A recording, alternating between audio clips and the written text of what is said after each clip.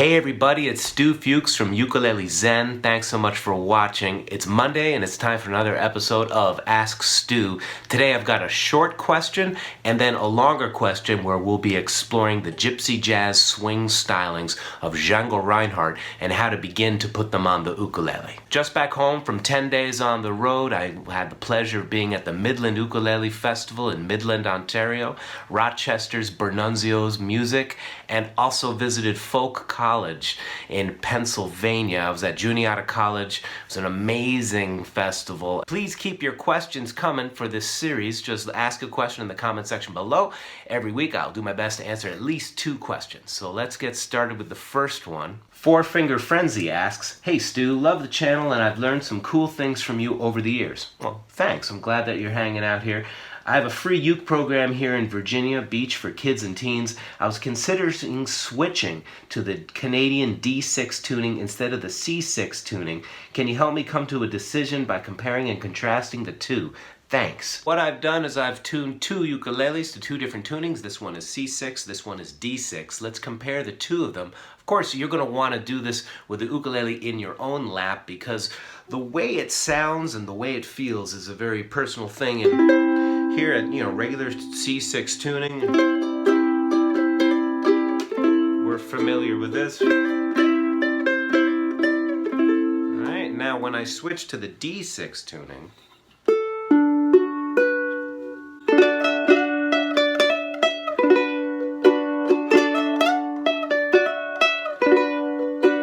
it's not only that it's in another key and it's higher, the way this particular uke vibrates at that tuning sounds really pleasing. And in fact, I'm kind of tempted to leave it here.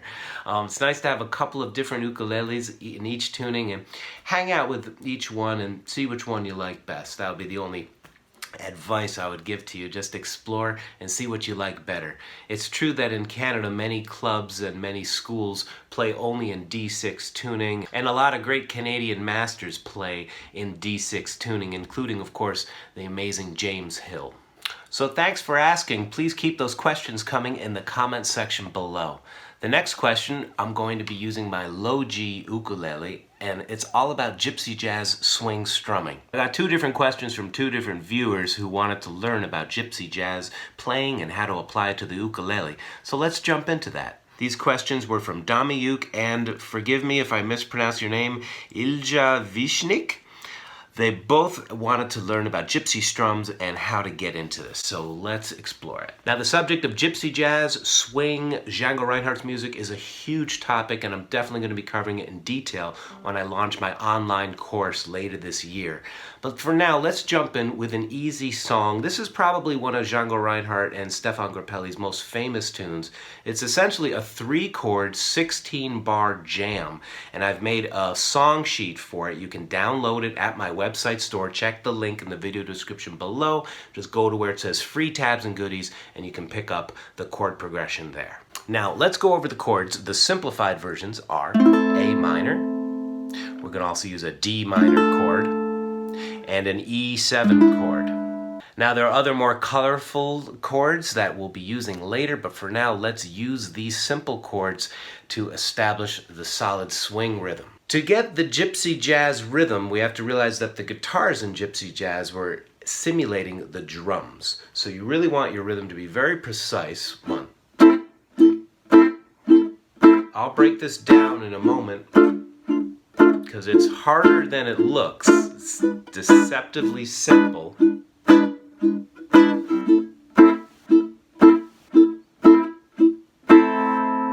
Here it is at a faster tempo. 1, 2, 1, 2, 3, 4.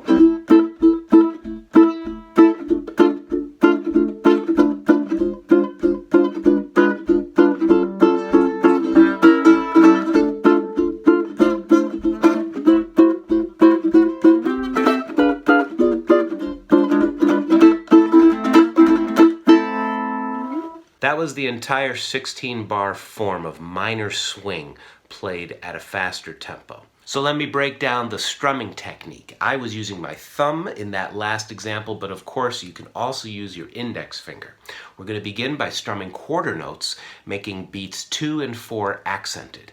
Practicing this at a slow tempo and having the sounds short and crisp is key. So after every strum, we're going to be touching the strings to mute them. I'll break that down further as well, because it's tricky. 1, 2, 3, 4. 1, 2, 3, 4. 1, 2, 3, 4. 1, 2, 3, 4. So by muting the strings, we're making each strum very crisp.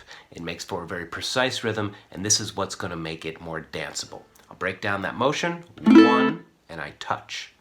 Now it's almost a joke, it's almost a big game, how little you have to do to touch and mute the strings. Very often, this is what happens. See, hammering on the notes. So just get in the habit of touching. When you think you're doing less, do even less. You're really just making the hand very soft in between each chord and touching. Carry that soft feeling with you as you go through the entire progression with me. Are you ready? 1, 2, 3, 4. Bar 2, bar 3, D minor, E7,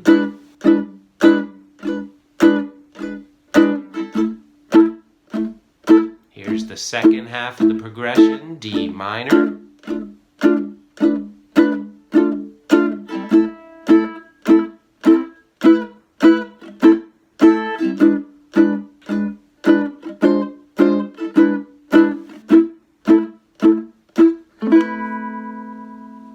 Now this is of course an improvised music, and what we're doing is providing just a basic accompaniment for the soloists to play over.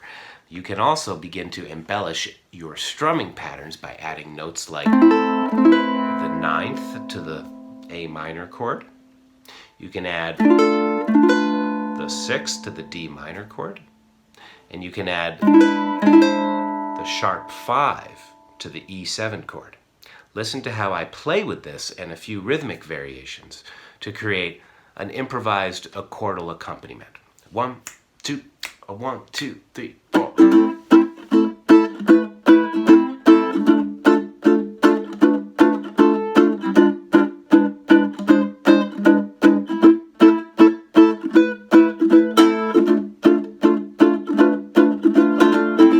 See, it's simple, but it provides little interest to the progression, and it's not getting in the way of the soloist, who would.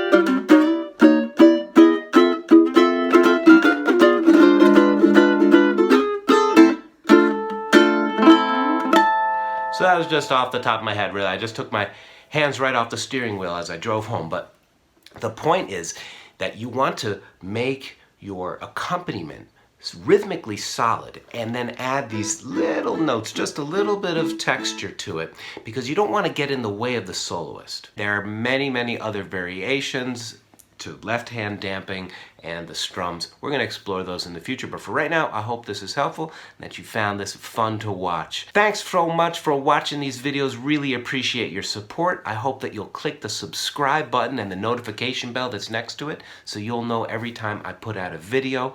I got videos coming out on Friday and Monday, so please give this a thumbs up, share it with your friends, and I look forward to seeing you in the next one. Play on.